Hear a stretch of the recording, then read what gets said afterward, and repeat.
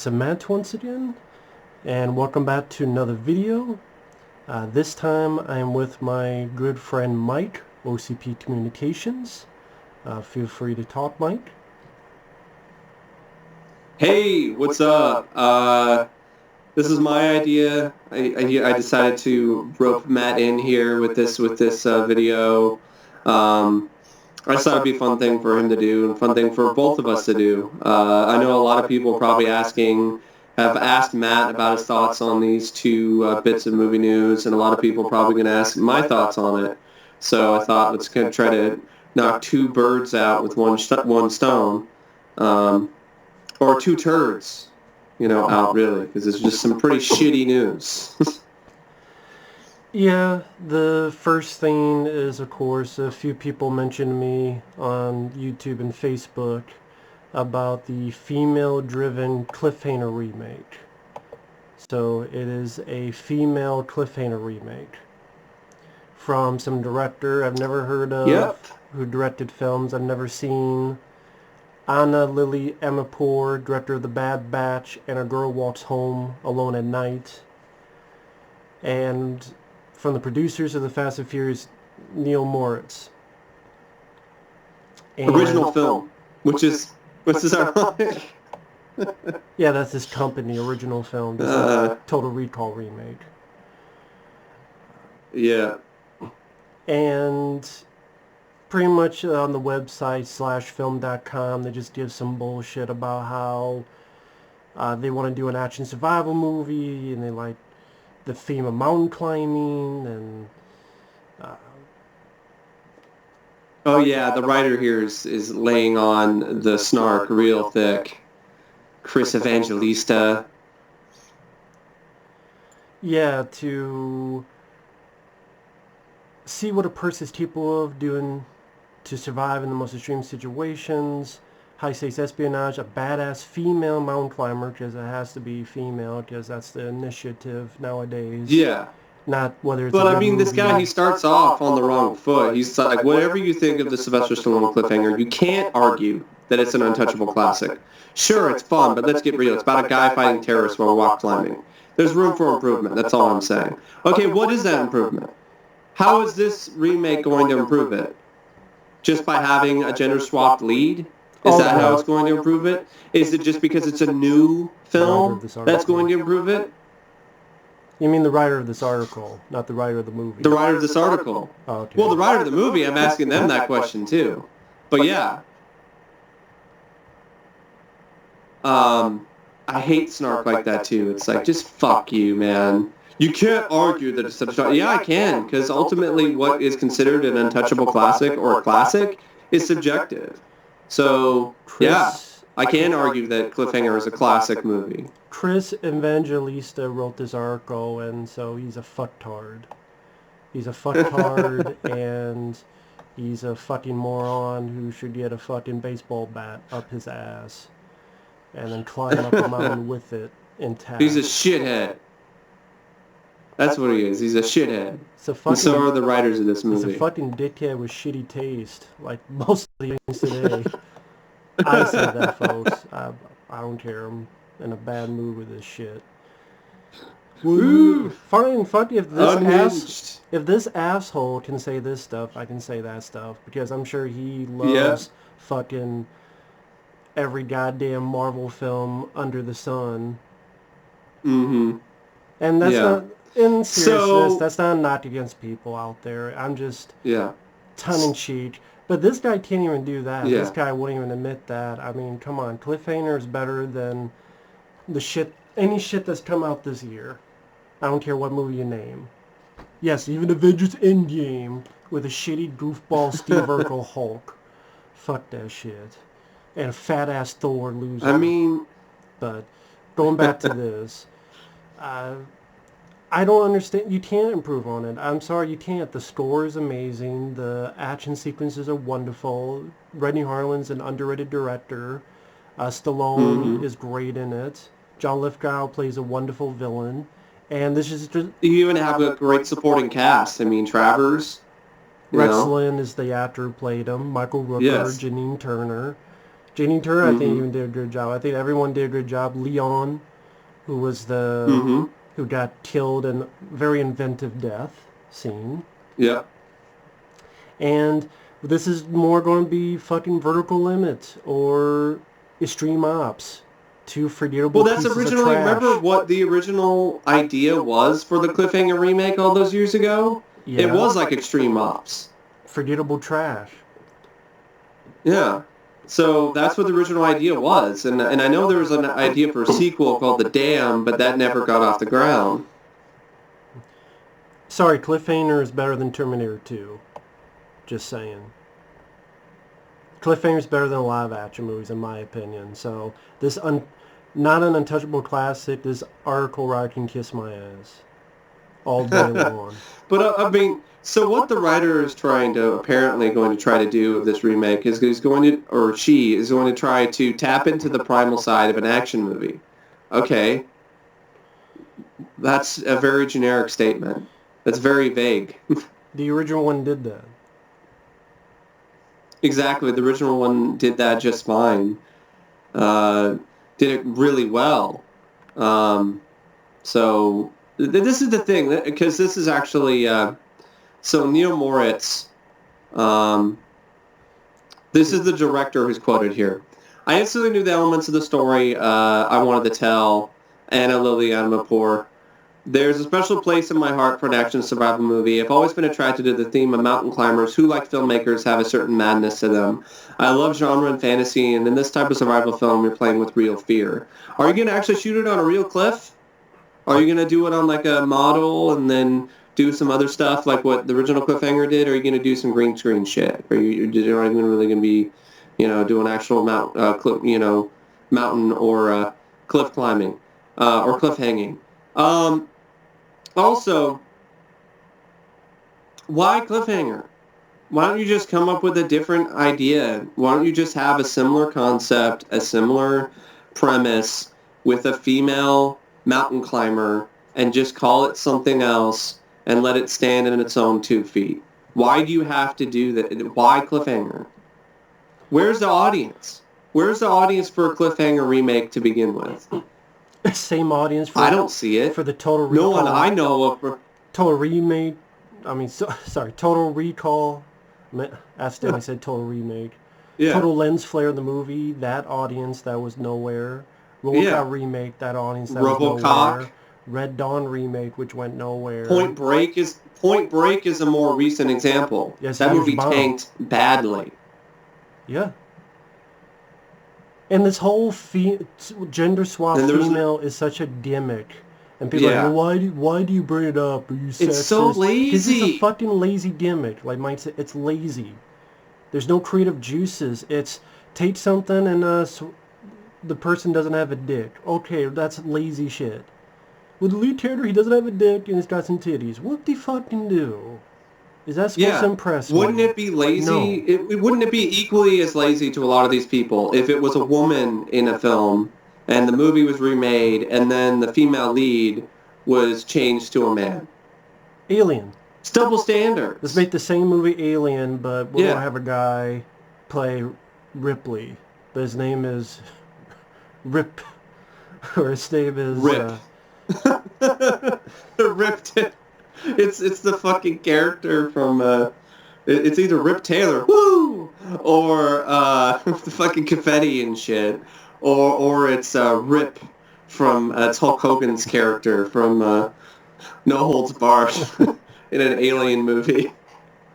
In the same movie, just being like Dookie. The same first movie. See, it's lazy, and it's a gimmick that they're using time and time again for some agenda that I don't give a fuck about, because there's always been strong females. They're trying to be inclusive.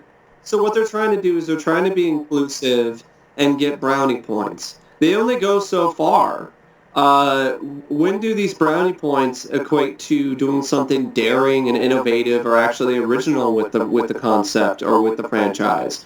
When do these brownie points in these instances of inclusivity equal box office success? I don't understand. I mean, I don't necessarily really care about box office takes when it comes to the overall quality of the film.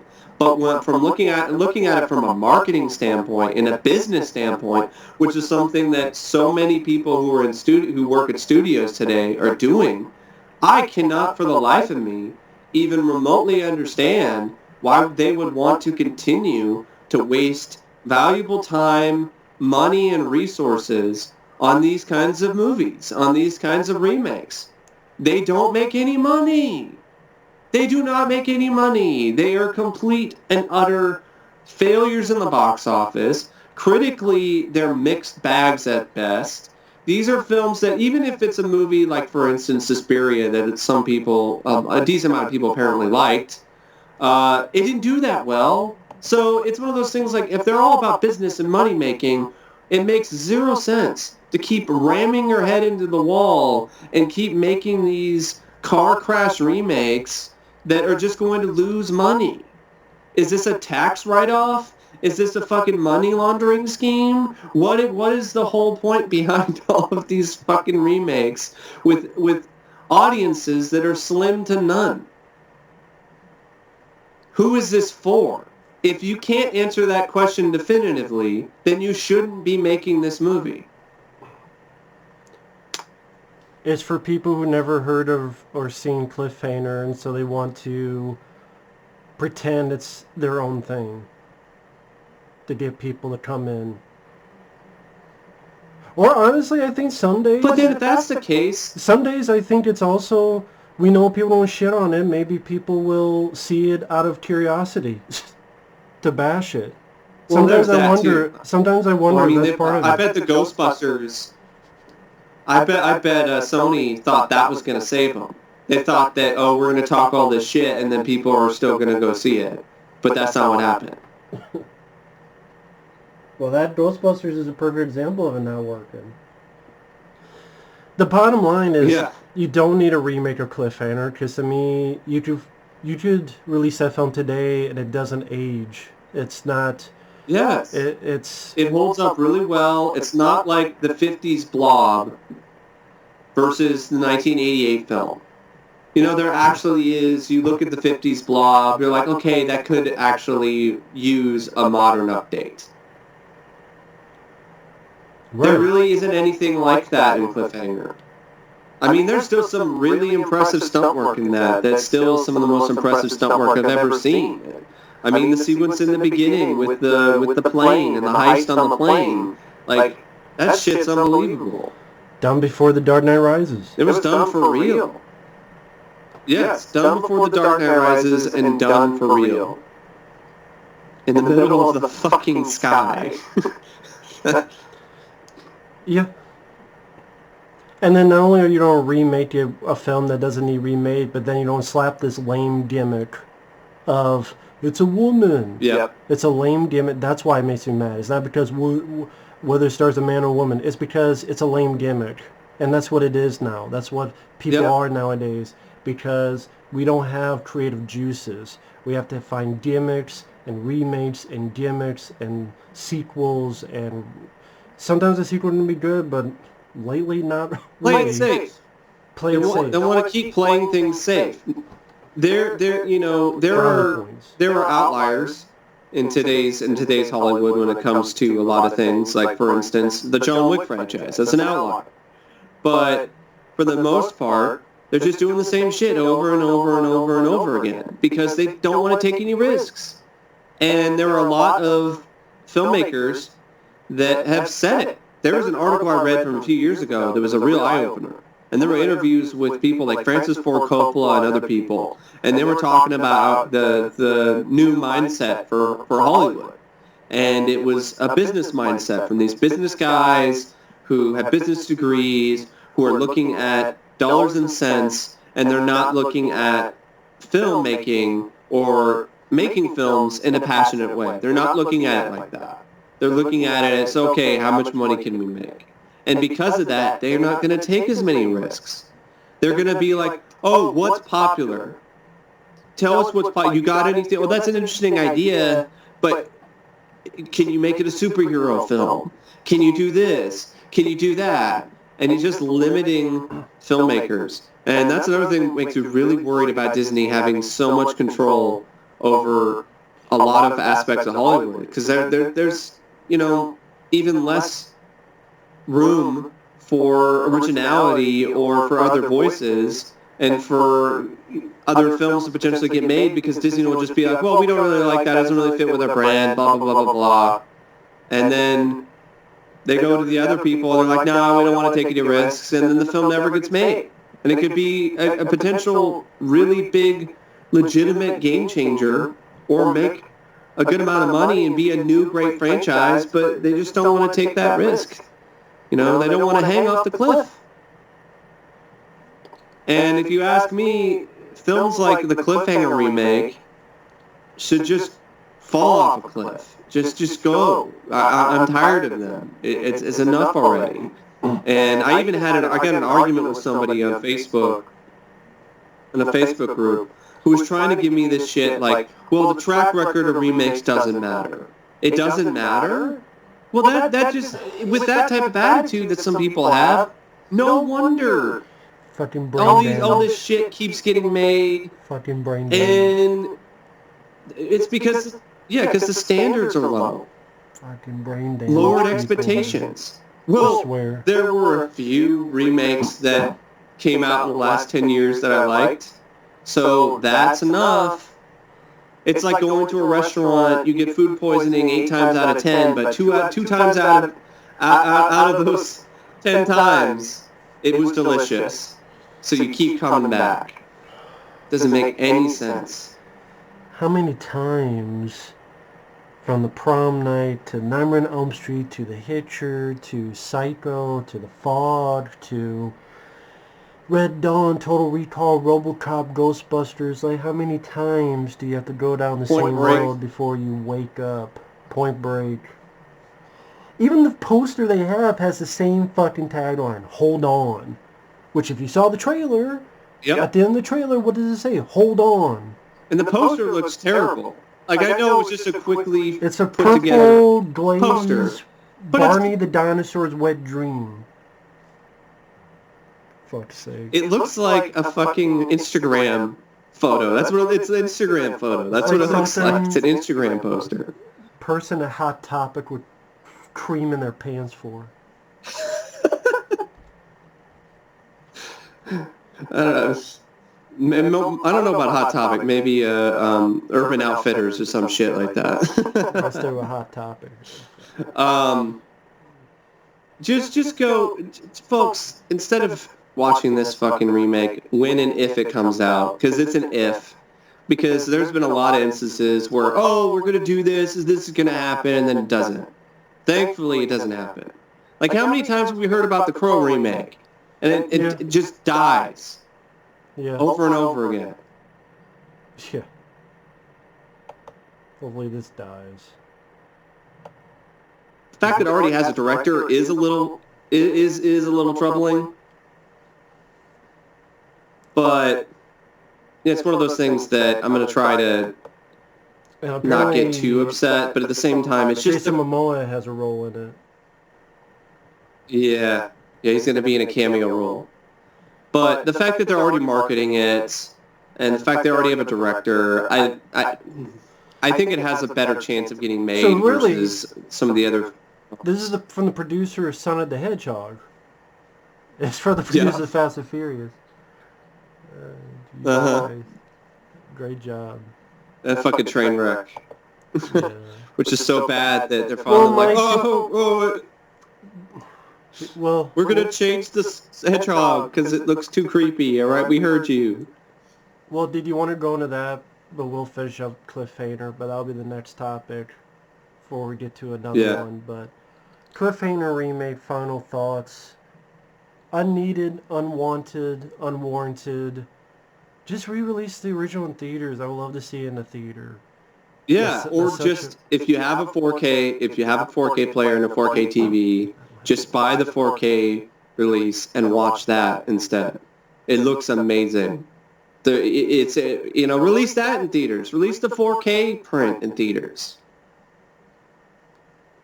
That would look phenomenal on the big screen.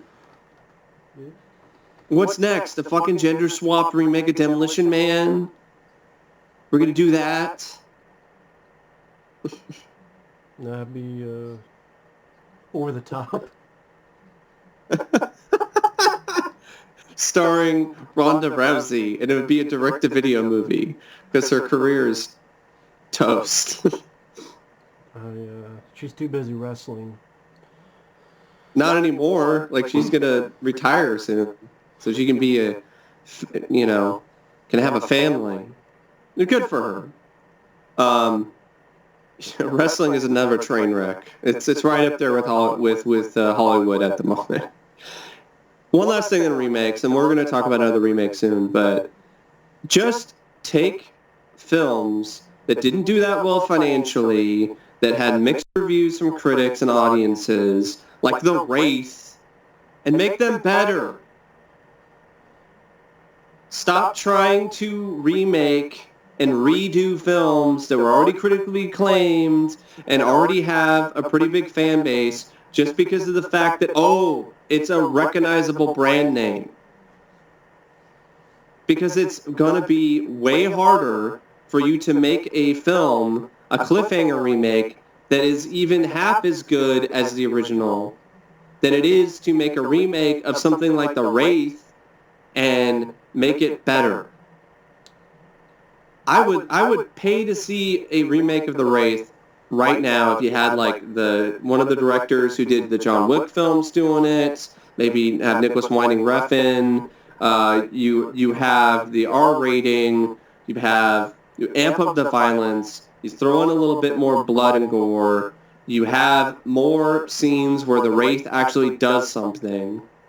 And you have the stylish, slick cinematography and lighting and stuff like that you've seen in some films like Cold in July and other stuff like that. But I think you'd have a pretty damn good movie. They would never do that. It would be more a direct-to-video something like that Cars sequel. Yeah. Sadly.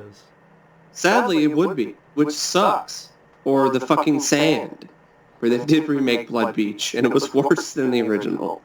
But despite that, that's the path that I think they should start to take. I think that's yes, you're taking a risk, but if you marketed it well enough and you get an interest in it, then your reward will be bigger than what you're going to get with a Cliffhanger remake. You're not going to get that big of a reward. I'm telling you right now, this is going to bomb. You might as well be throwing your money off the cliff. Yeah.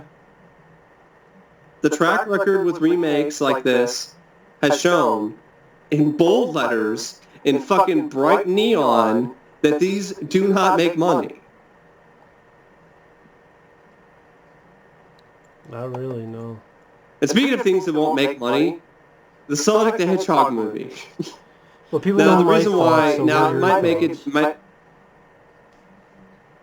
Yeah. Well, there are people who like Sonic, but there's a lot of people who like Sonic ironically, this trailer. There's a lot of people who like this trailer ironically. That's another problem entirely. I haven't heard that. People who go to pay money in theaters. Well, I've seen some videos online and stuff like that. Really? Yeah, there's some people who are like, they like it ironically. Like the Black Nerd. He did a video where he's like ironically liking the trailer. What does that mean, ironically liking? Educate me. So ironically is like they don't actually like the trailer. They just, it's really bad, but they kind of like what they like is how bad it looks. So it's one of those things where, and it's an issue that's cropped up with a lot of things when it comes to audiences lately, where they just ironically enjoy something like, that Ninja Turtles movie from the 90s. Like, it's not really a good movie, that kind of thing. So they kind of do that with, a lot of them have been doing that with this Sonic the Hedgehog trailer. But this is the problem. Like, because they don't know anything about movies. This is my fake thing. Movie fans, man. Yeah. Fake ass movie fans. Yeah. They don't have. And it's like, and these are people that get paid stop and paying fucking to famous. see. Yeah. They don't have passion. Stop paying to see. Stop paying to see shit. Period. Because what you're paying to see is shit. Like, oh, it looks terrible. I'm gonna go see it on opening night. Why? Just see it on a fucking Why are you download. I hate to be a supporting bear bad news. literal bullshit? We live in a world where that's easy. If you really want to enjoy that, but you vote with your wallet. If you want to see it as a car wreck, I can understand. Exactly. I've seen movies because I want to witness a car wreck, but then don't pay for it. That's the way the world is. Whether it's fair or not, that's what it is. It's the real world. Welcome to reality. Yep. I sympathize with Ted Levine's character in the Mangler so much. Because I mean, he's just right on the money with a lot of things. Reality. This is bullshit. Yeah. This is bullshit. So, yeah, and speaking of bullshit, I mean, the Sonic the Hedgehog trailer is definitely bullshit. Now, I didn't grow up playing Sonic games that much, but if I did, I would be horrified by that trailer. I mean, someone made a good point that James Marsden was in that movie Hop, and they're like, it's the same fucking movie, but with, instead of a CGI Easter rabbit voiced by Russell Brand, it's Sonic the Hedgehog. Yeah. Exactly. I don't know what the hell they were thinking with the Gangster's Paradise song. It doesn't match Sonic or the trailer in any way, shape, or form. But, you know, it fits. I mean, this seems like it was a film produced and slapped together by a bunch of fucking idiots who don't know what the fuck they're doing anyway. They're just like, oh, well, it's Sonic, and it's a franchise, and they're still our fans. Why do you give it to... I mean, I give credit that the director said the thing where he's going to fix it, but on the flip side... Yeah, I do too. On the flip side, why would you give it to a first-time director who seems like he doesn't know what the fuck he's doing? Yeah. I mean, a blindfolded person and could have done this better. And why would you not fix it? Yeah, why would you not have fixed it from the start? You should have known that there was something was wrong. Especially with the fan base as big and as devoted as Sonic still has. Why didn't you just ask them? You release pictures and people do a live stream or something. You release early pictures and tell you were shit, and you ignored them. I mean, for fun, it's you know what, folks? It's really not that hard. Don't have human characters. Have Sonic look like Sonic. Have a music that actually fits. I don't mean to do the Pixar route. Oh yeah, Pixar. Go ahead. The Pixar. Do a CGI. Do a complete 100% CGI animated Sonic movie. I really do feel that would have gone over better. It couldn't hurt. I just kind of find it funny that these are the people that are giving all kinds of shit. At least a lot of the same people are giving a lot of shit to the Sonic trailer, which was admittedly nice to see. Although there are some people who think it looks great and are the same type of people who shit on the Super Mario Brothers movie, for instance, or Mortal Kombat, and call them cheesy. But I mean, which is pretty lame if you ask me. I disagree with that. It's just like, you want to give the Super Mario Brothers movie all kinds of shit, but Sonic the Hedgehog movie, we'll kind of give that a pass. But thankfully, though, a lot of people are giving this a lot of shit, which is it definitely deserves. And I definitely want to mention Jim Carrey, because Jim Carrey, to me, he's parodying himself. He's going around in a lot of his roles lately, unless he's got the soul sucked out of him in Dark Crimes.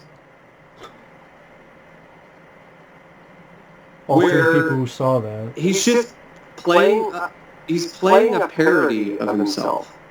I haven't seen it yet. I've just seen the trailer, and that's all I need to see to show that he's got this. His soul has been sucked out, like Shang Tsung was just like, "Your soul is mine," and just stole it.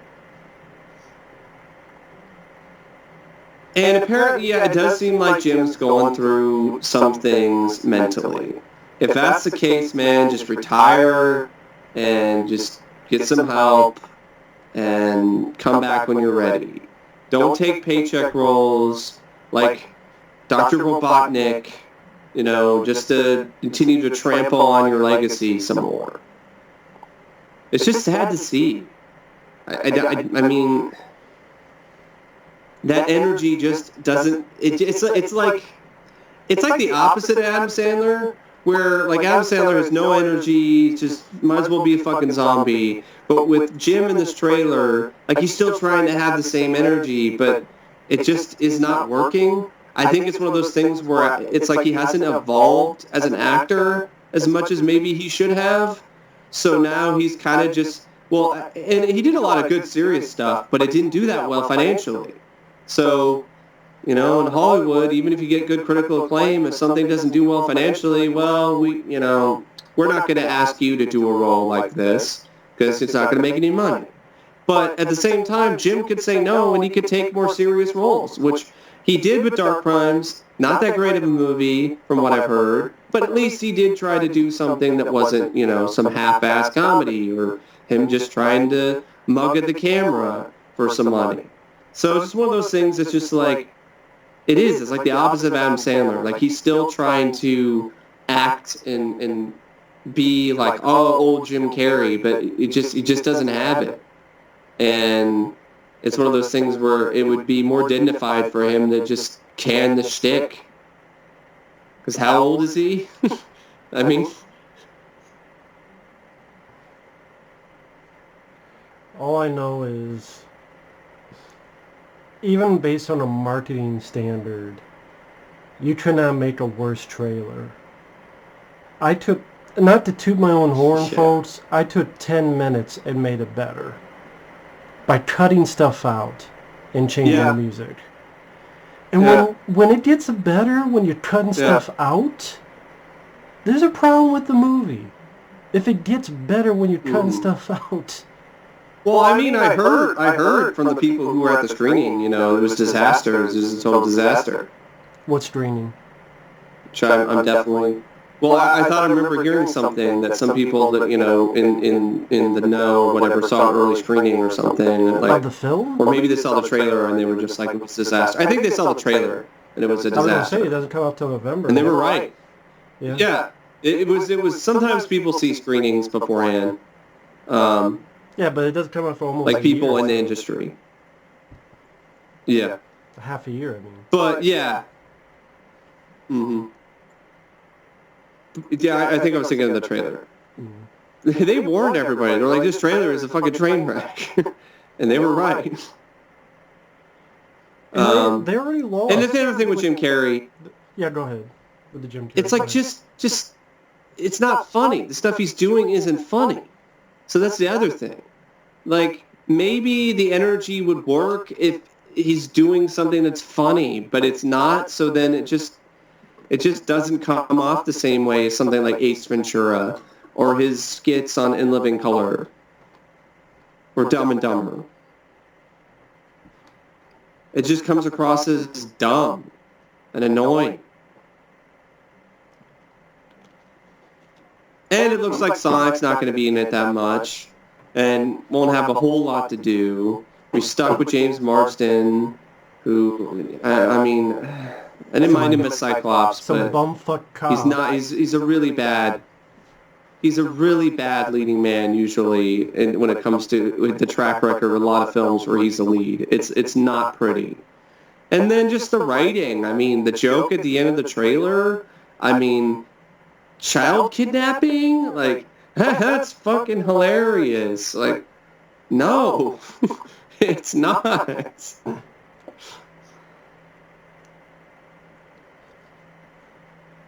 You literally took a joke from Howard the Duck. You remember that, where Howard was in the bag and Beverly was dragging him around, taking him to Phil's, taking him to the museum or whatever, so Phil could take a look at him. Howard the Duck. And the bag is talking. There you go. It's this generation's Howard the Duck movie. But But I like Howard the Duck, so. I know.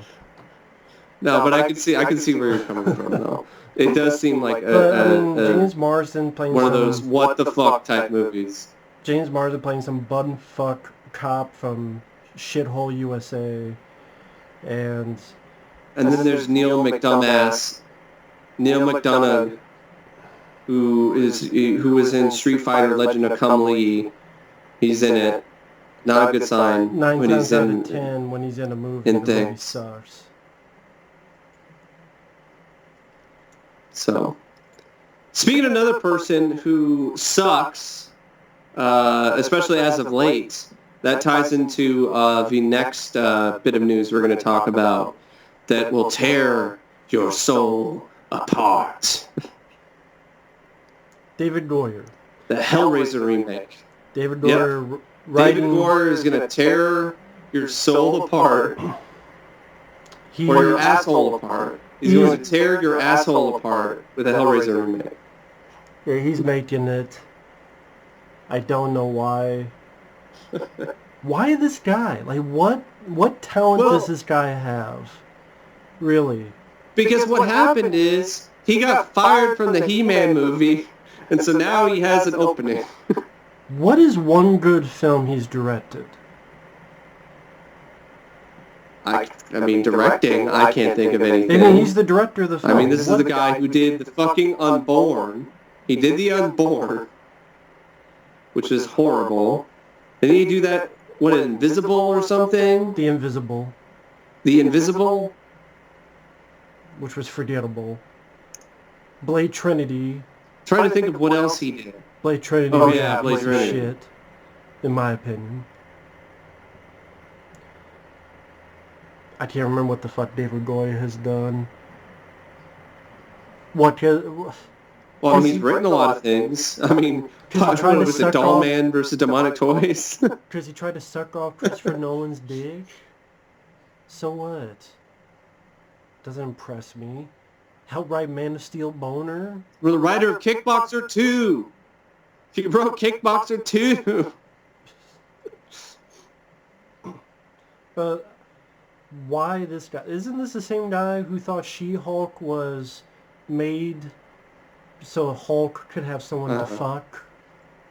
So apparently he's not directing, he's writing and producing, which isn't much better. Him writing is not good. Okay, I thought it said directing. So yeah, he's going to be writing and producing a remake for Gary Barber's Spyglass Media Group. Barber says his new Hellraiser will be a loyal yet evolved reimagining of the film. What the hell does loyal yet evolved reimagining mean? Rough Zombies Halloween.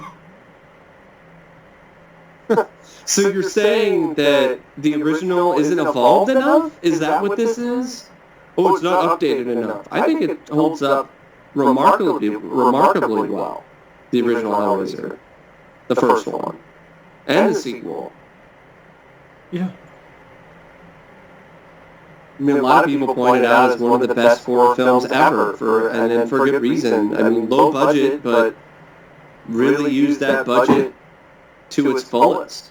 You gonna do better than the effects in that movie? Highly fucking doubt it. You can't do anything more. more. I think you're beating Bob Keaton. You can't do anything more with Hellraiser. They already made 85 movies of Hellraiser. Well, that too. Like, why remake? Like, what the hell? What are we gonna get? And the reason why, it's just exactly what you and I were talking about, Matt, when we were predicting the success of the Halloween reboot. You know, the sequel. It's basically a reboot.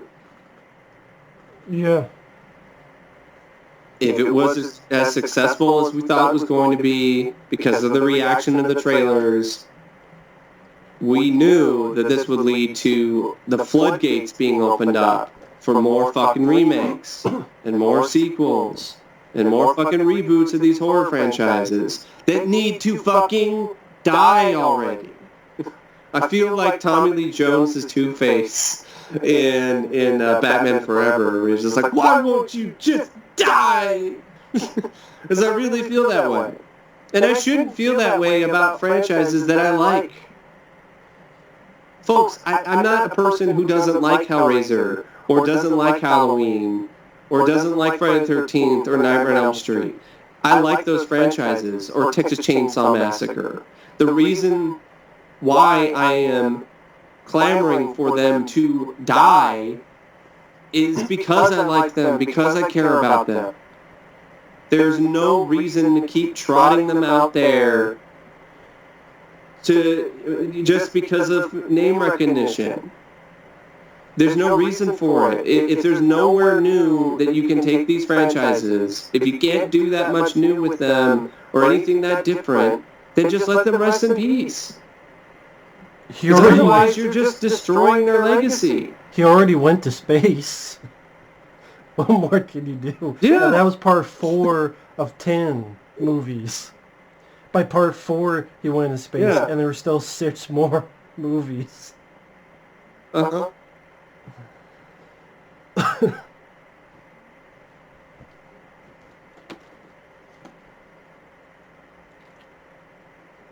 Yeah.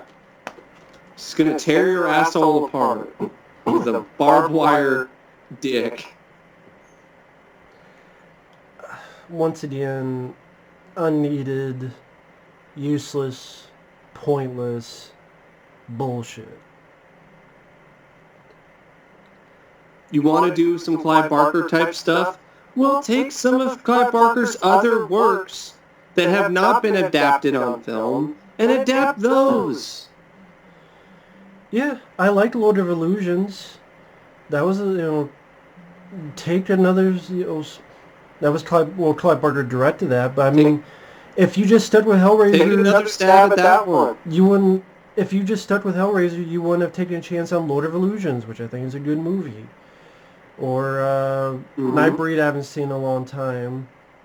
Yeah, I think you have more thoughts of Nightbreed, that's an example. Nightbreed's that's a genuine, that's another classic if you ask me. Really good one. I don't care about the 50 different fucking versions of the Cabal cut that the director keeps trying to, Clive Barker keeps trying to sell. I don't care, man. No. I found more tapes with more footage. I'm sure Clive Barker has dozens of other stories than just Hellraiser. He does. Yes. I'd like to see another horror anthology film with a big budget like Creepshow, like a genuine spectacle again. That would be fun, and that'd be somewhat different because we haven't seen anything like that in the theater in decades, but forever. Well, in the theater, yeah. On direct-to-video, we have... Yeah, direct-to-video have ABC's of Death and stuff like that, but in the theater? From a major studio? No. Movie 43... Trick or Treat could have been it. That was horror. Yeah, but that's a comedy. I'm sorry. That's horror, in my opinion. That was more horror than anything. I mean, from what I've read about it, it does sound pretty horrifying. I mean, there's one little short with Anton Yelchin where he's like a, Well, that was deleted. Necrophiliac. That was deleted, but still. But I've seen the film. I wasn't in the movie, you got Penis Chin Ball Chin of Hugh Jackman. Well, Penis Nose was in something like Deuce Bigelow's European Gigolo. That's pretty horrifying too. Yeah. But I know what you mean.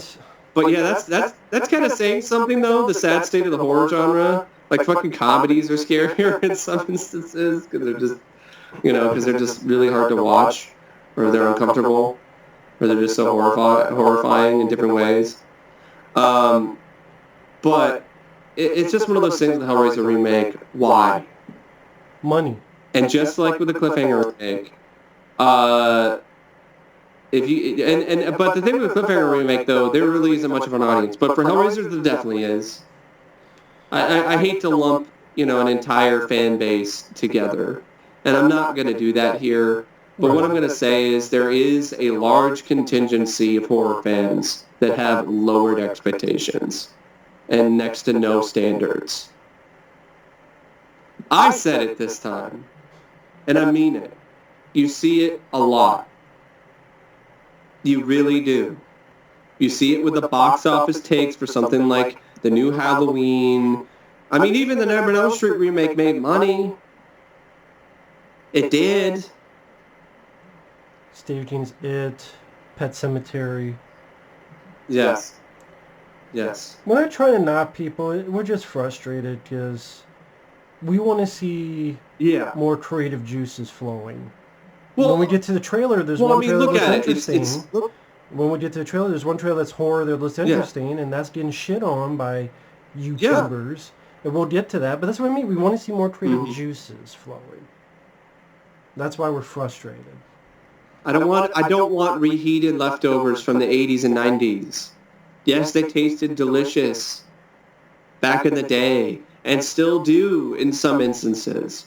But I don't want more of it. I don't want more. I'm fine with what I have. I'm satisfied. And I feel that, and like I said, I'm not saying all horror fans are like that, like this. There are a lot of horror fans that actually do have standards and are actually being like, this is bullshit. I've had enough of this. Can we get something fresh and different in here? But I mean, that's kind of why I originally really liked the Conjuring films, because it was something different. Now they're just being done to death with 50 fucking spin-offs and shit, and I don't think of the franchise in the same way. Even with something like The Purge. First film sucked, but the second film was surprisingly good. Then they fucked it up with the third film that also sucked, and they're still doing it. Even Saw, for instance. Like the first three were decent, but then it just was overkill. And, there's rumors about another one. It's just, come up with a different horror franchise. At least Saw did that. At least Saw was a different horror franchise with a new icon. At least The Conjuring, at the start, originally was a new franchise. I don't want to see Hellraiser. I don't want to see Pinhead, Jason, Leatherface, Freddy, and Ghostface or any of these other horror icons till the end of fucking time. I really don't want to see that. I like them, or even Chucky. But I'll give the Chucky one this: the Child's Play remake. At least it's like, okay, we're not trying to give you the exact same shit. We're trying to do something different, and I give it a lot of credit for that. And I'm curious about the Child's Play remake in that instance. And it does actually look like the people behind it have some passion, because they're like, we like this idea. We want to do something a little bit more unique. It's not the same sort of thing you've been seeing with this franchise over and over and over again. And I can tell that there's passion behind the film just from the cinematography and from the direction in the trailers. Like, you see that there's someone who's behind the camera who loves what they're doing. And I think that's what a remake, if you're going to do that, whether it's of Hellraiser or any of these other horror franchises, you have to have that. Because if you don't have that and it's just a straight up money thing, it's going to suck. It's going to tear your asshole apart. So, fuck Don Mancini. That's my final thoughts. Well, that, and I know a lot of people are shitting on the Child's Play trailer, and, teach your own. I get it. I've been doing all this ranting about remakes, but at least in the Child's Play trailer's instance, it's not like, we're just doing gender swapping things. It's the same movie, but like it just takes place in 2019. Yet they like the 2018 Halloween film in the trailers. Yeah, which is literally just fan service. That's what it seems like to me. I still haven't seen it yet. It seems like it's just fan service.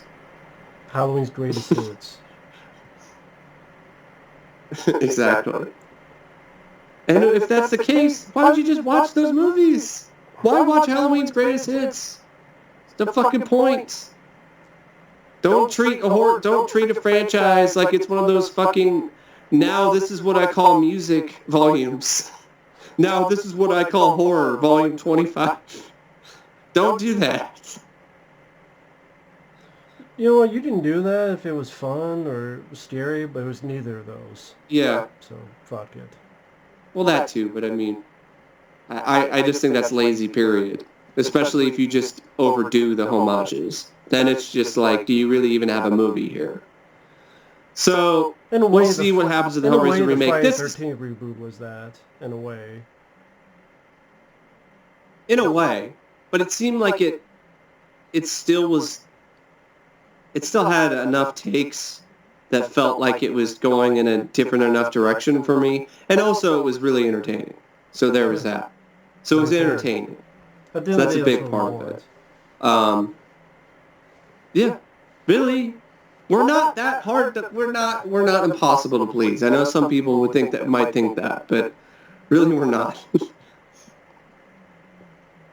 I'm tough to please, but I'm not impossible to please. Yeah, Because I have too many yeah, fucking movies I can go back and watch and enjoy. To waste my fucking time on shit. exactly. I got movies over here Yeah. I can watch and enjoy. Instead of settling for shit. Mm-hmm. Yep. So there you go. Exactly.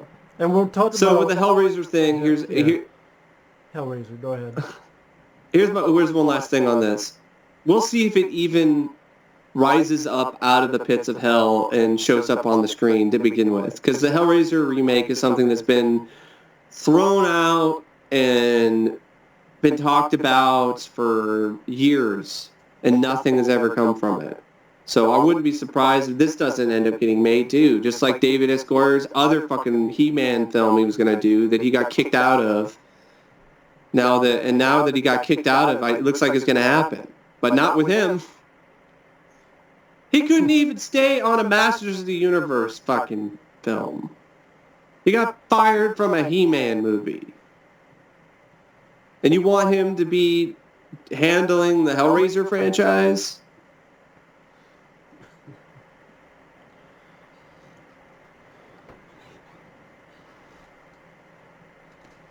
Those are some shaky ass hands. So, speaking of the trailer that Matt mentioned that we both really liked, I did not know that there were a lot of people shitting on it. So that trailer is Crawl, Alexandra Aja's next film, and this is a director. Not everything that he's done has been amazing, has been the greatest thing ever. But his track record, for me personally, has still been above average. Whether it's as a writer or as a producer, like this is a guy, yes, he's produced or been a part of some shit like The Pyramid. Everybody, slips up, makes some mistakes. But for the most part, he's been involved in a lot of pretty damn good horror movies. Even ones that surprised me, like the Maniac remake with Elijah Wood, which is one of the last great remakes I can think of that I've seen. The 2012 film. He didn't direct it, but I think he wrote it, and I think he might have been one of the producers.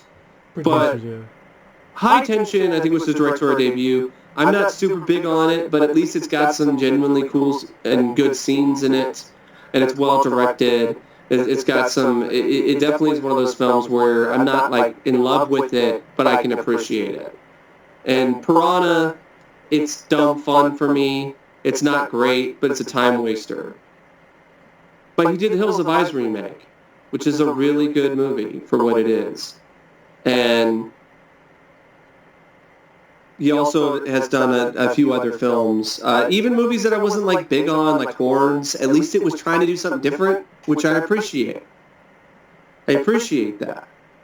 So with this trailer for Crawl, I loved it. I loved the way the trailer was edited. It was really unique, I thought, with the different quick cuts and everything, and how it used sound editing, I think like the clicks and stuff like that. I thought that was really clever, and I just like the idea. It's old school, but that's a big reason why I love it. It's Hard Rain meets Alligator. It's one of those old school mashup plots where they just be like, oh, it's Speed, but on an aircraft carrier. It's speed on a battleship under siege. It's one of those things that. You mean Die Hard on a... Or Die Hard. That's what I meant. Die Hard on a whatever. Yeah. Die Hard on a blank. It's you could say it's lazy, but sometimes those mashes they can turn out to be really fun movies that are different enough in their own right. And Crawl, I mean, other than that movie, what was it? That's just sharks, and like it was in 3D, and there was like bait. That one had a similar idea, with water flows in, and there's there instead of alligators, it's sharks, and that was all right. But this doesn't. I didn't watch this trailer. I'm like, oh, it's just bait, and I know some people were like, oh, it's just a rip off of Alligator. How? Just because it has alligators in it? That's as far as it goes. Like this trailer alone has a much different tone, and the plot is completely different. It's more closer to like Hard Rain meets, with an alligator in it, which seemed like fun to me.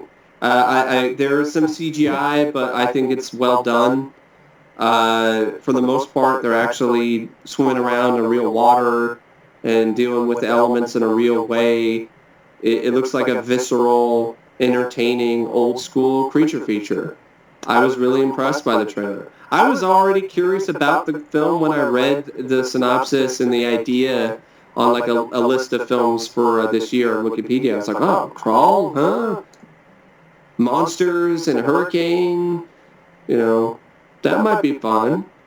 And knowing that Aja was involved, like that already had me definitely curious about it. And then the trailer came out, and I was really impressed. So that's a film that's gone up there right on my list to see in theaters for this year. So I hope it does well. I'm going to do my best. I'm going to kick my money the film's way, but it probably won't do as well. Sadly, it probably will bomb. It suck, but I'm thinking it probably will. Be the pessimist here.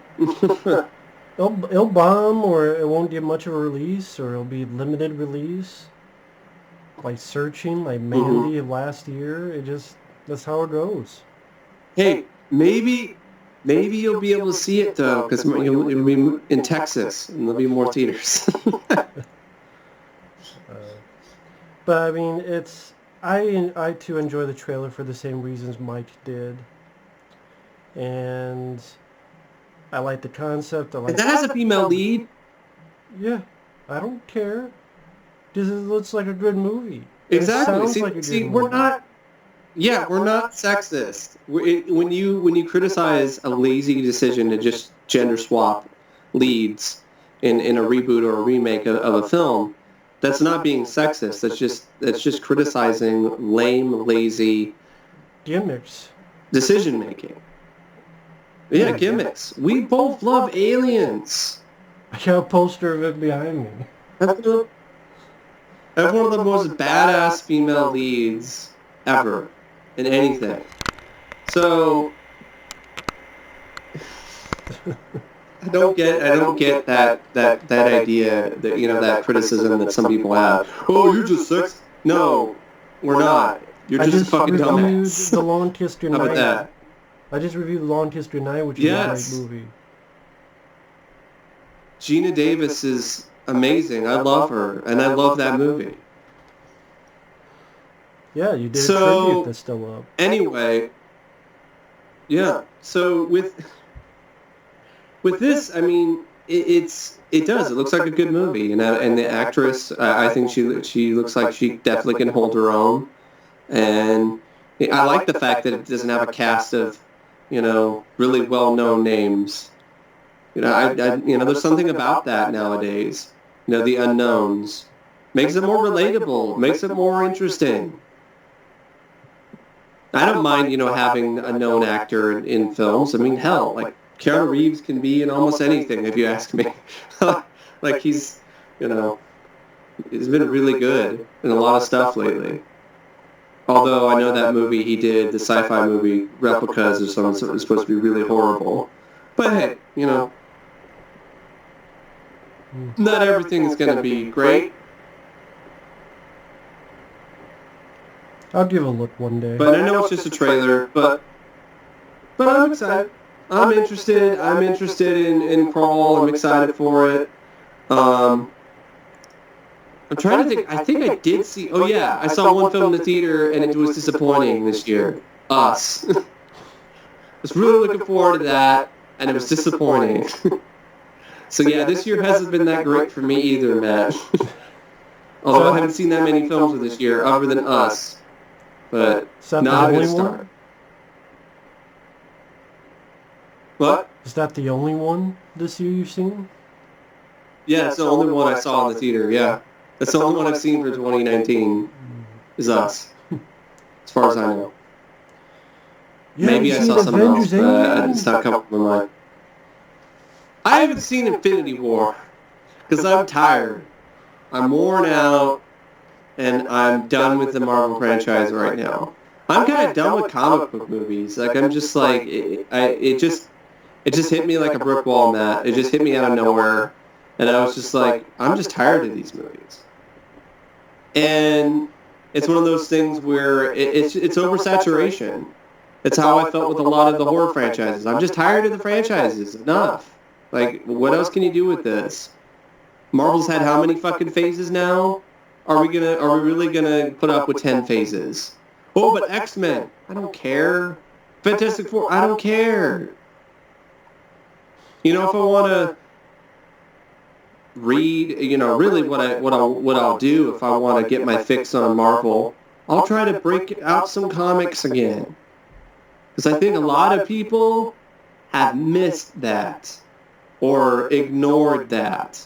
There's a really large contingency of Marvel fans who don't read comics.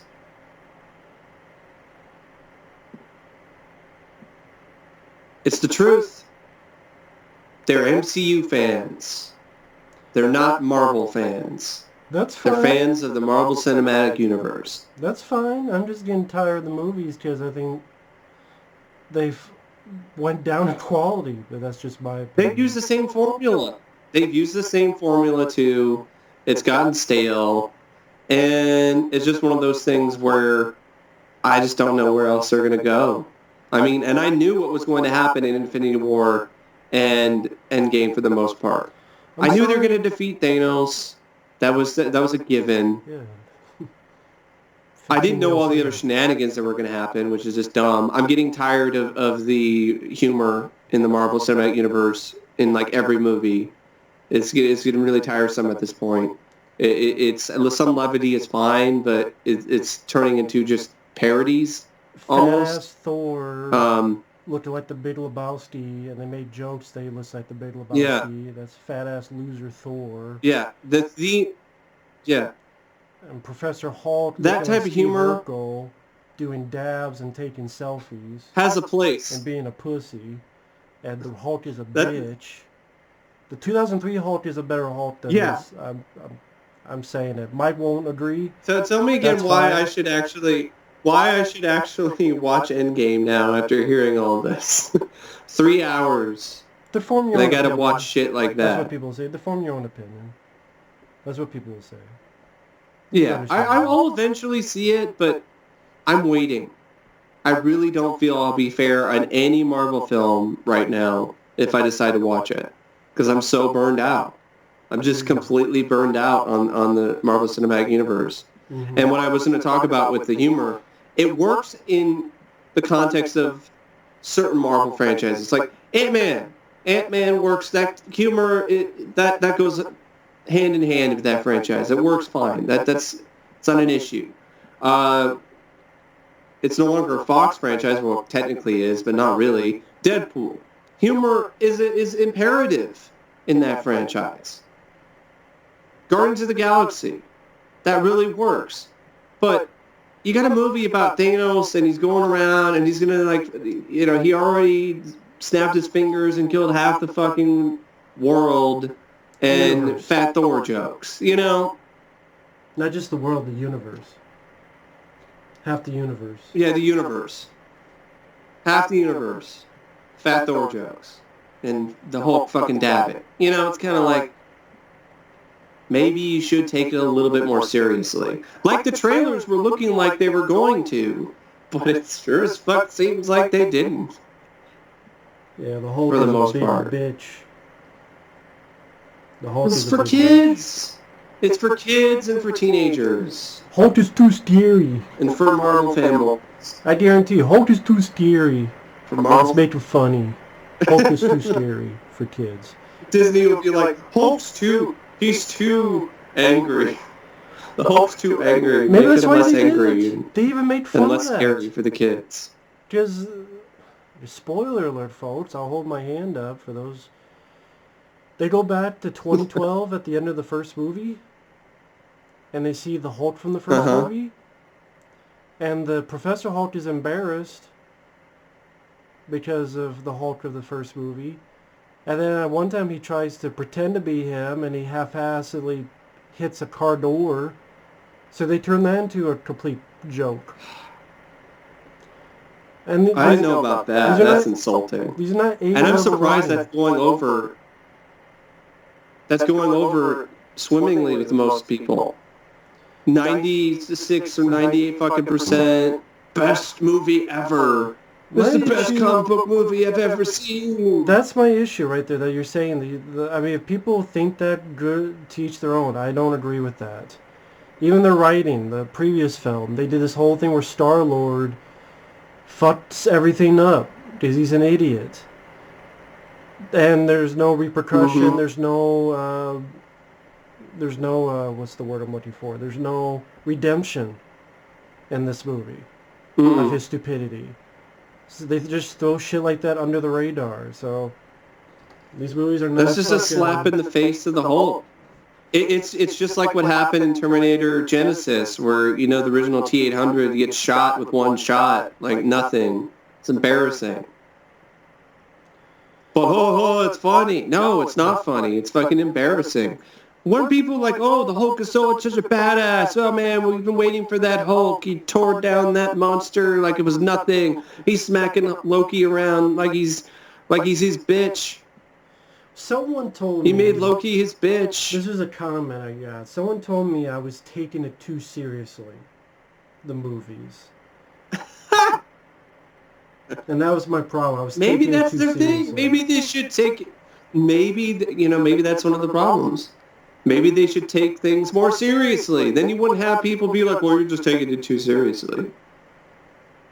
There's something called balance, you know? There's something called finding the right place and the right moment and the right time for humor. And Marvel was really good at that. Winter Soldier. First Iron Man. Phenomenal film. That's another one. Winter Soldier is still a great movie to me. And Age of Ultron got shit on. I think that had a better balance of humor and seriousness.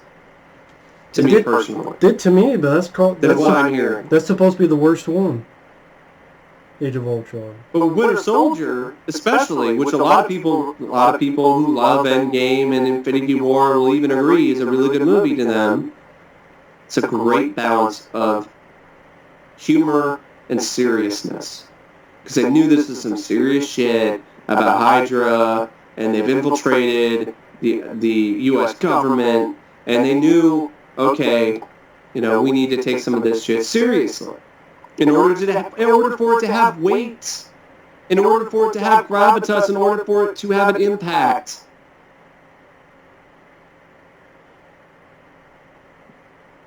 I guess they don't want these Marvel films to have any weight anymore. They just want them to be disposable, like fucking Happy Meals. That's what it seems like.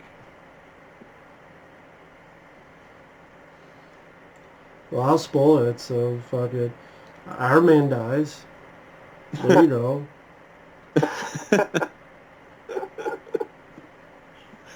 Well, I knew that was going to happen. I knew it. Is that a surprise? Yeah.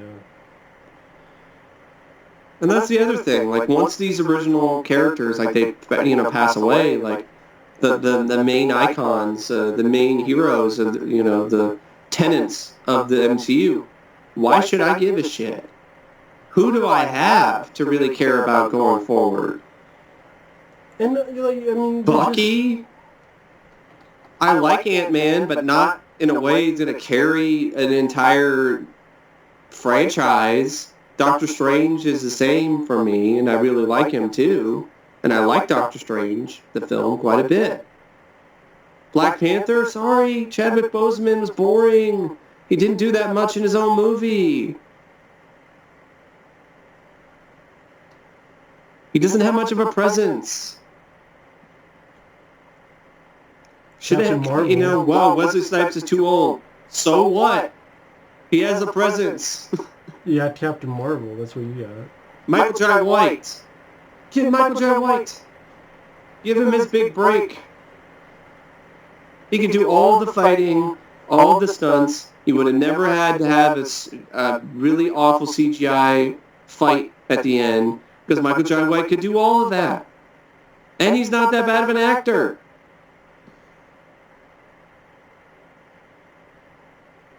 He should have been Black Panther.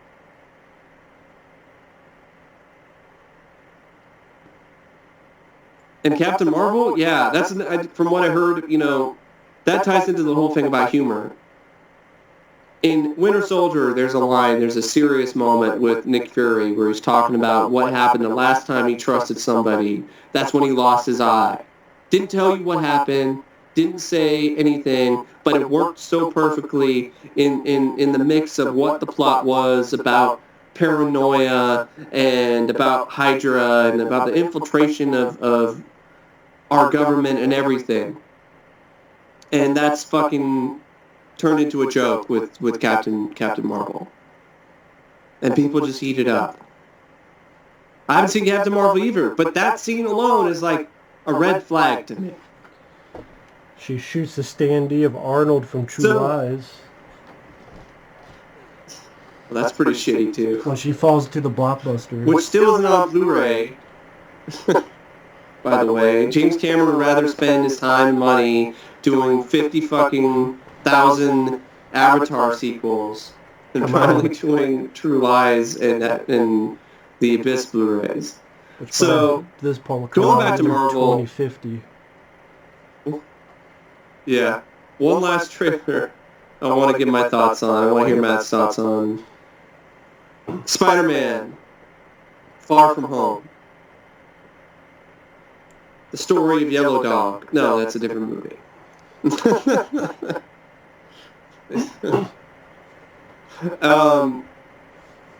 I wasn't that impressed with the original trailer. This one made me even less impressed and really pissed me off. I love the character Spider-Man. I've loved the character Spider-Man ever since I was a kid. I read all kinds of comics. I watched the animated series. I saw Spider-Man, the first one, 2002 film, in the theater on opening weekend. I love that character, and I like Tom Holland, and I think he's a good casting choice, and I think he does a good job playing Spider-Man. But this whole thing that they did with Homecoming, where he's got a suit that's got fucking all these different abilities and shit, it's basically an Iron Man suit, but it's a Spider-Man version, was something that I didn't really care for from the start. And the whole father-son dynamic between Tony and Peter, I was not really that, it didn't really do that much for me either. And I know a lot of people love it. You just remind me of something with that iron suit. Sorry to cut you off, Mike. In Endgame, Spider-Man is a fucking pussy because he can't punch in these movies. So his fucking spider suit just unleashes like 50 fucking legs from it, and he just lays down in a fucking ball on the ground with these legs just kicking everything during the big battle at the end. That's pathetic. It was pathetic. I'm not even really a big fan of the Iron Spider thing anyway. Here's why. He's fucking Spider-Man. He's not Iron Man. He is not Iron Man. According to this movie, he's the next Iron Man. That's a line of dialogue. Yeah, exactly. That's another thing that pissed me off. That's what pissed me off about this trailer so Jon much. Favreau's with Is them. that they are going to insist upon this whole Next Iron Peter's Man. gonna replace Tony. He's the next Tony Stark. Fuck that bullshit. He shouldn't be the But next. it was in the comics. I don't give a fuck if it was in the comics. He I shouldn't don't be the read next modern Iron Marvel Man. comics for a reason. He should be the first They have Spider-Man. sucked for years. They've sucked for years. What has? For a lot of the same reasons. The Marvel comics, like the comics, they've sucked for years. I don't read modern comics because there's been a serious issue with them for me since Civil War. Just not really getting the characters, doing way too many fucking crossovers and big events, and just not understanding what the fuck they're doing. And then the insertion of all the social justice warrior shit and the politics just would just turn me off even more. So I was never a fan of Peter Parker being Tony Stark. Always got gadgets and shit, and he has his own fucking company. I was never a fan of that subplot or that series, that aspect of the comics that has popped up recently. That was a bad idea, and I still think it's a bad idea. You're taking away from Peter what makes him so relatable and likable. Peter's the everyman. That's what made Peter such a likable and lovable character for so many people for so many years. This is like turning John McClane into James Bond. Good day to die hard. You're taking away, you're taking away what made that character so likable in the first place. We do not need Jon Favreau to be pounding around with fucking Peter. I didn't need him to have a fucking sidekick in Ned either. Well, everybody knows his identity. The fucking mailman knows his identity by now. Mm-hmm. Fucking mailman. That's another problem. Put in the fucking yellow pages. Hey, there's Peter Parker swinging in the sky. Peter Parker, Far From Home. It's Spider Peter. Peter Spider. Peter Porker. But yeah, it seems like that Spider-Man into the Spider-Verse might actually be a pretty decent Spider-Man movie in the fact that it kind of gets what makes that character work. Here's the thing. And it seems like it. Here's the thing. When I first saw Spider-Man Homecoming, I liked it. Mainly because I like Tom Holland and I like Michael Keaton. I watched it again. I don't really like it. I took down my review because when I have reviews up, folks, if you see a review up, that's my current thoughts on it. If they ever change, I'll take it down and maybe one day redo it. But again, if even right now, if you look at any review, that is my current thoughts on it. I still like Tom Holland.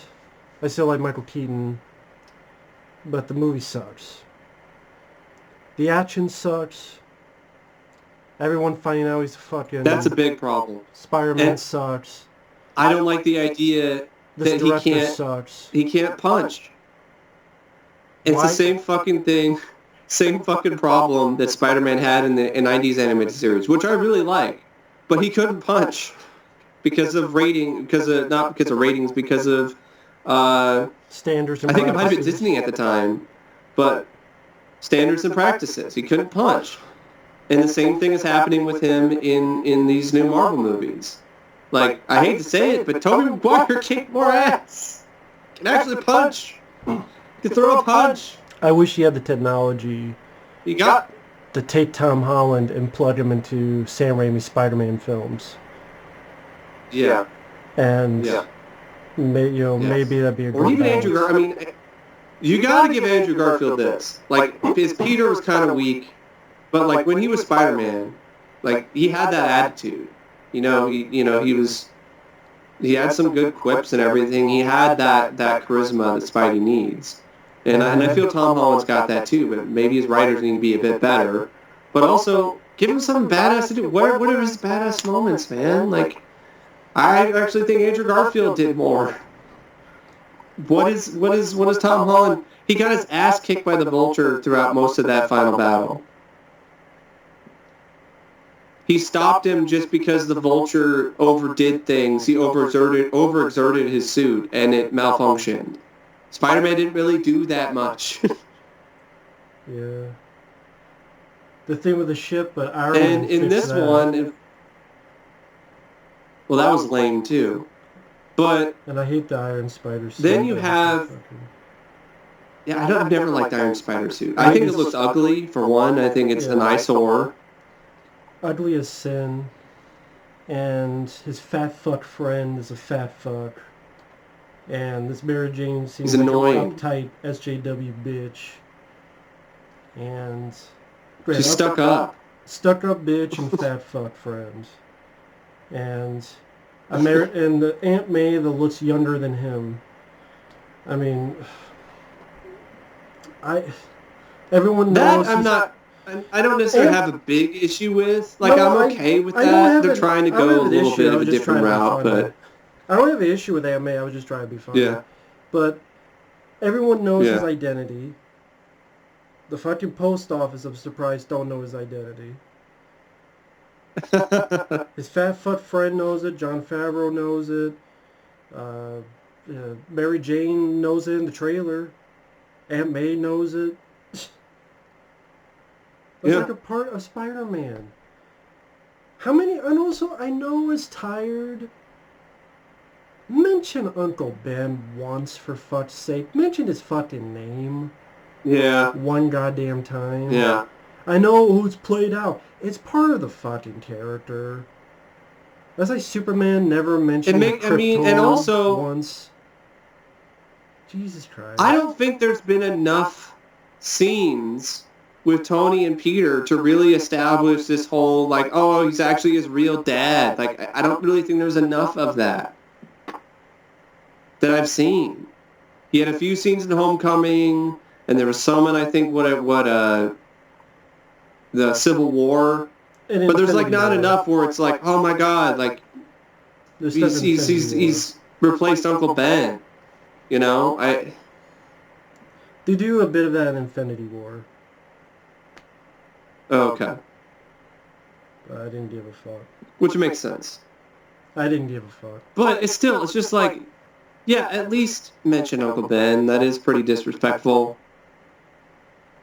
It really is. And does he have spider sense in this? It's a core part of his character. Does he actually have spider sense? Like, it doesn't seem like he does. How many movies because has he been in? We don't even know that. Fucking Star-Lord got the drop on him. I don't know why they got rid of. I don't get why they got rid of his spider sense. Star-Lord got the drop he couldn't. You saw that clearly in Homecoming. I was even mentioning that. Like, why the fuck? Why was he? Where's his spider sense? Like the stuff with Shocker. Like, he should have easily been able to take that guy out himself. Where the fuck is the spider sense? It was nowhere to be found. Doesn't have spider sense. And that whole thing with Shocker, like, that sucked too, because, I mean, Ned saved his fucking ass. Like, really? Ned's dead, baby. Ned's dead. and then you have with Homecoming, Far From Home. Let's go back to the Far From Home trailer. Mysterio. So he's a hero? I guess there was one point in the comic like he was. I think. All right, whatever. I think it's going to be he's going to turn. Yeah, or it's just a big lie, because he's illusion. It's just a big lie. It's an illusion. There's no multiverse. It's a fucking illusion. More than likely, it's all Mysterio's illusions. If it isn't, and they just made Mysterio into a evil Doctor Strange, I'm going to be pissed.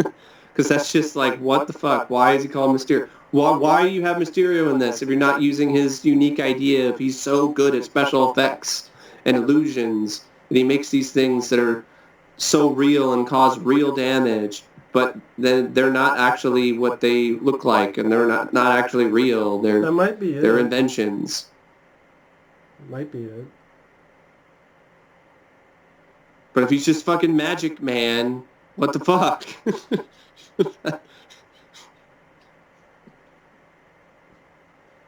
Nothing about the trailer interested me. Sorry. No. And I don't like the idea. I hate the idea of him being the next Tony Stark. I hate it so much. It's just like missing the point of who Peter is, and what makes him so personable to so many people. He doesn't need to be the next Tony Stark. He's Spider-Man. Yes, he's Peter Parker. Another thing, he hasn't shown that intelligence as much as he really should either. That's another problem. Like, Peter's supposed to be up there with Bruce Banner and Tony Stark in terms of his intelligence, and kind of didn't show a lot of that in a lot of these movies. No. Every 5 minutes he needs someone to wipe his ass for him. That's why it seems like they're turning everybody into a pussy. Thor's a fat fuck pussy. Hulk's a bitch pussy. Spider-Man's a spider pussy. I mean, even Star-Lord. Star-Lord's a fuck up. Fuck up pussy. Iron Man's a dead pussy. Just every guy's a pussy. Vision, I heard what happened with Cap. Vision's okay, here's a spoiler. Pussy. Like, I heard what happened to Cap. Yeah. And to me, oh, it's poignant, it's sweet. Cap would never do that. That whole thing is just too sweet. It's to the point where it's sugary. It just gives you a sugar overdose, and it just doesn't make any. It doesn't make any sense to me. Also, I get Bucky. I understand that, but Winter Soldier. Keep in mind, Bucky was Winter Soldier, and he fucking did a lot of fucked up shit. So, I don't know why Falcon wasn't the next Cap. He is. He does. But that's just me. Falcon was given the shield. Oh, he is. Oh, he did. Oh, good. So it's not Winter Soldier. I kept hearing it was Bucky. But it would make more sense for what they were building up. Falcon has done nothing. Like Winter Soldier, they gave a story. Yeah. Falcon, it would make more sense with Winter Soldier. That's what you were going to do. Build up a story. Well, that's another thing. Yeah, and I like Falcon. I like Falcon. And I like the actor who plays him a lot. I liked Anthony Mackie, but give scenes of him doing stuff. Yeah. And Cap like, yep, that's why I'm giving it to you. It's out of the blue, like a lot of this fucking writing. It's not fucking grade A best superhero movie ever writing, folks. Well, I mean, in the comics, Falcon was actually Cap's sidekick for a long time in the 70s. Yeah. Falcon was actually his partner. So it made sense in that instance, but that is the same type of dynamic was not as well established, it seems, in these more recent Marvel films. They had a start in Winter Soldier, and they were building that, and they were doing all these things, but it's just like they didn't really go that far with it. And then they were just like, he's Captain America now. And I like Falcon, but he flies and shoots guns. That's it. It'd be like, hey, Hawkeye, here's the shield. Hawkeye did more in the movie. Okay. There's actually, his family dies at the beginning, so he becomes a vigilante, and he fucks these guys up in a pretty decent scene. And, like, he's done more in these films than Falcon. But anyway, Far From Home. Yeah, but God forbid you say anything like that, Matt. Yeah, I know. You dare besmirch the name of the MCU. They're not the worst films ever, but they're not fucking perfect. They're not A+ movies. What is Go ahead. Yeah. I'm starting to feel like the MCU is kind of like Christopher Nolan's Batman trilogy for this generation. How so? Just placed on too high of a pedestal. They're movies that have been placed too high of the pedestal. Yeah. So, what are your final thoughts on Far From Home? Far from the movie theater is where I will be when it comes out. I hate to. I hate to say it, with this being so tired of superhero movies, comic book movies. I think they've gone downhill. I've liked a lot of them in the beginning. On the Marvel, I liked Iron Man. I like Thor. I like the Incredible Hulk. I like Age of Ultron. Incredible Hulk is very... Yeah. It gets a lot of shit. Undeservedly so. That Hulk did more than this bitch-ass Hulk of now. But Far From Home, nothing about it is interesting. I mean... But Edward Norton's an asshole. He's hard to work with. Well, you know, he kind of had a point. A lot of the stuff that was cut out and a lot of stuff that he brought in actually made that movie better. So... Yeah. Why do you think Jon Favreau doesn't direct anymore? Because they fucked with him Iron Man 2. He stayed on as an actor, but he never directed again, if you notice. Yep. Which is crazy, because he started it all. So, in a way, maybe he should have ended it all, but what do I know? But Far From Home, nothing about the story. Mysterio, I never really got into as a villain. But I didn't read much issues with him. For me, I always like Mysterio, like, because I'm a special effects guy. I love special effects, so I liked him in that because of that aspect. But I never felt he was like a strong enough villain to like really have him be the main foe. He's like a guy who works in as a side villain. Oh, you have like one comic, you know, like, because in comics you'd have like a single issue that's like 30 or something, you know, maybe 30, 40, 50 pages long or something. And, you know, that works okay. You know, because it's just, hey, it's just a one issue comic, you know, Mysterio works for that, for the weekly villain. Or the animated series where you got one episode with Mysterio. There's a reason why he was just usually in the Sinister Six stuff, you know, because he wasn't a strong enough guy or bad guy to really be the main villain. He's not that intimidating, so that's a problem. And I don't think Jake Gyllenhaal is that intimidating, and I made this a point, but, you know, I like Jake Gyllenhaal, but this doesn't seem like a very intimidating or believable villain in a lot of ways. Especially this whole hero aspect, which if they do that, it's predictable. If he becomes a villain, you see that coming a mile away.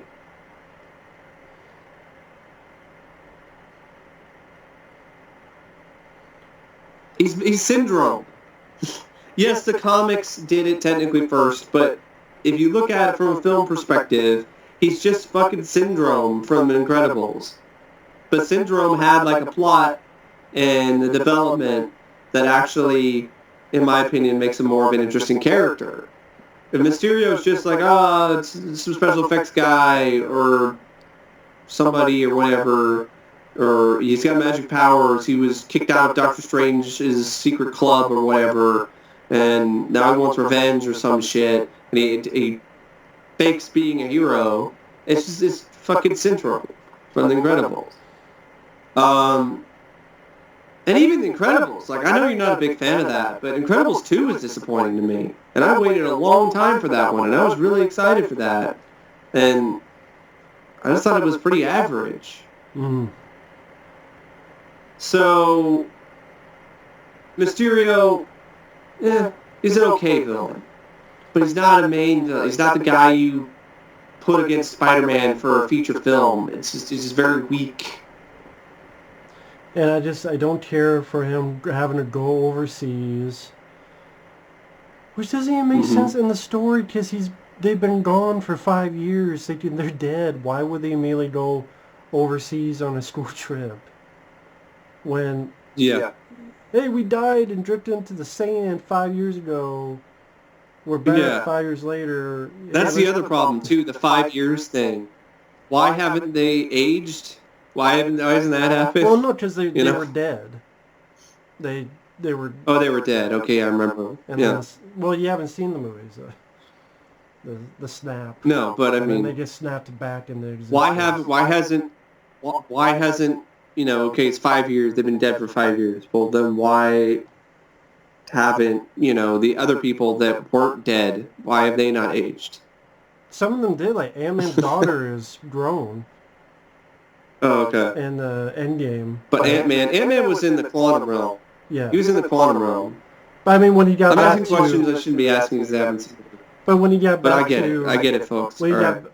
when he got back... Read ignorant. Shut up.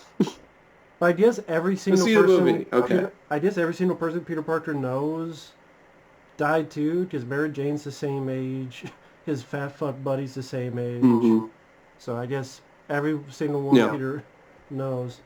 Nick Fury, he doesn't need me in the film, because I'm sorry, after his goofball role at Captain Marvel, I don't take the character seriously anymore. And that's the problem when you make these characters so goofball bullshit. You don't take them seriously. Like, why would there's that too why would in I the ever trailer. take Like Thor or Hulk seriously again? Yeah.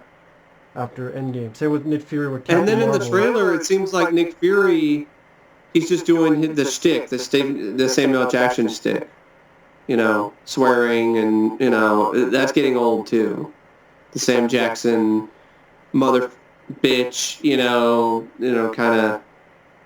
Mm-hmm. Which I think that Nick Fury is supposed to be different at the beginning of these movies. Mm-hmm. To not be that same typical, but again, they lost their way. And just his fucking techno. That's what happens when you aren't held accountable. You're not held accountable. You rake in the money. Your audience doesn't seem to give a shit, or enough of a shit, really. So, like, when that happens, why really even bother? Like, why put the utmost effort into it? Why try to, not make so many errors in judgment? Why give a shit? It's like when I took this class recently at college. It was a pass or fail course. And literally all it took was me just doing assignments and going to presentations. As long as I did the assignment, I got a passing grade. Why would I give a shit about that assignment? Why would I put my full effort into that assignment if I knew that if I just wrote something down, I would get a pass? I would get a check mark on it. That's what's happening with the MCU and with the writers and with everyone involved with it right now. Because it's raking in ungodly amounts of cash, and they have this hive mind, it seems like, with the fan base. It's one of those things where it's just like, if we just throw in some fan service moments and we, do a few things and we do some things right, then they're going to be satisfied. We'll get a check mark, and the check will be in the mail. I understand people wanting to have fun. That's what we want too, but... Yeah. We think... I think... I won't put words into Mike's mouth. I think they're going downhill, and if it's not stopped, it's going to hit the barricade. It's going to crash and burn. Like every franchise has. When they keep going for so long and they don't care about quality. Yep. Almost every franchise... No, I mean, I felt that it started to take a slip too, even though I haven't seen a lot of the more recent stuff. I felt it started to take a little bit of a slip as well. What was the last I know my initial review for Ant-Man and the Wasp was more positive, but, I think I tried to check it out fairly recently, and I still don't mind the movie, but it's not an A film, and it's not a 4-star flick. It's a decent, above average, entertaining movie. But that's the thing. A lot of these Marvel films lately have become so disposable. I compare them Happy Meals because it's a good way to put it. What are the Marvel films you've had problems with? In case people ask. Guardians of the Galaxy 2 was just that one was really disappointing to me. I thought that was a rare instance of where it was too serious. Because it didn't really, with that particular franchise, the first film was this really good mix of some serious moments, but for the most part it was tongue-in-cheek and it was a blast. That's really, literally a blast from the past.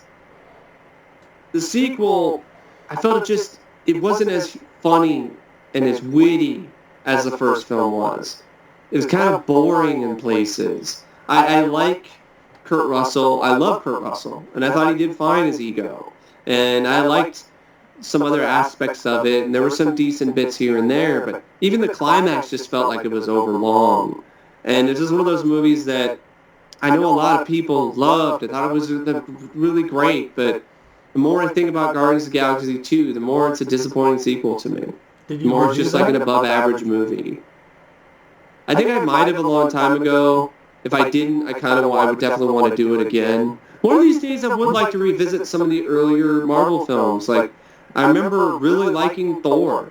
I still really like that. I think the first Thor is really underrated.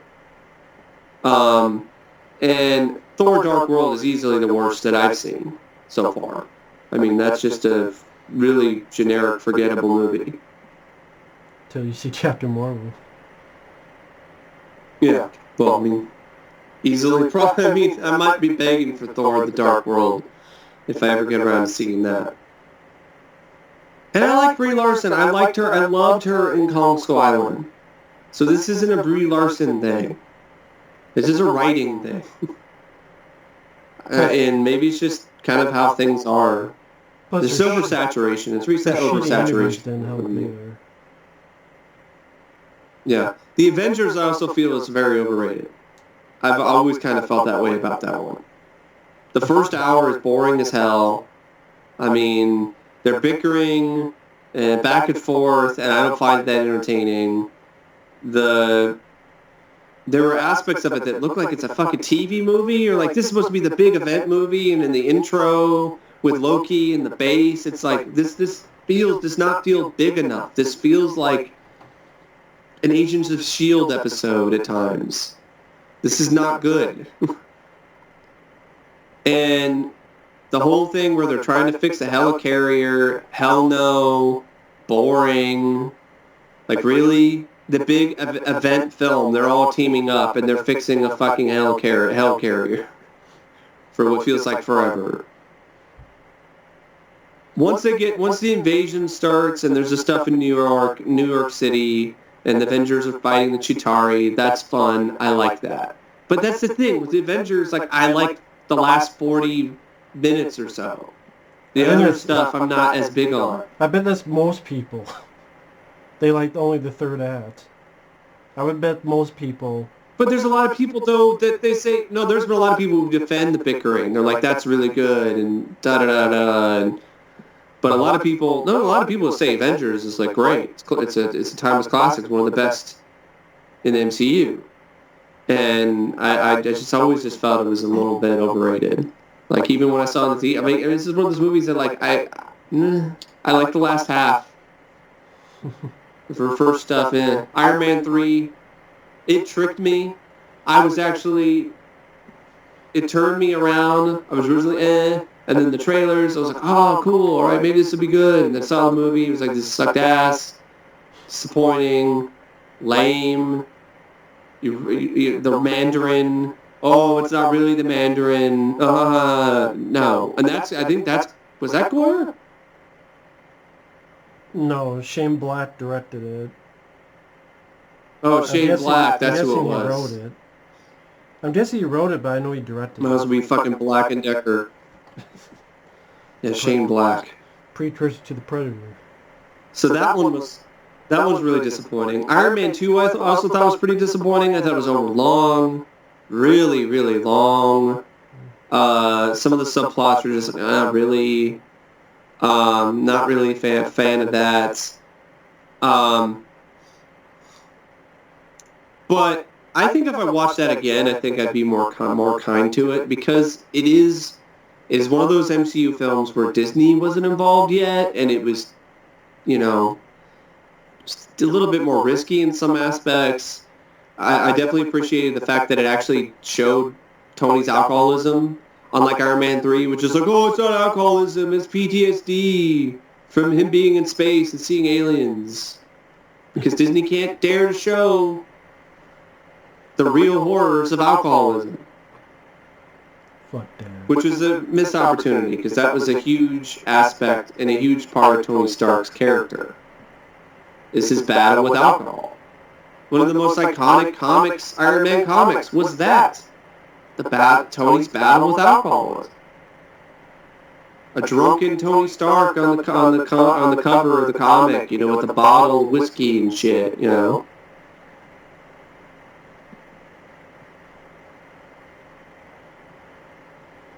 But yeah, I mean, I haven't seen Infinity War yet. It's just been one of those things where I haven't gotten around to it. I think I'll wait till Endgame comes out on home video and then, you know, double down on those. But it's just... So yeah, I mean, I haven't seen a lot of the more recent ones, but the last one I saw was Ant-Man and the Wasp. Pretty meh.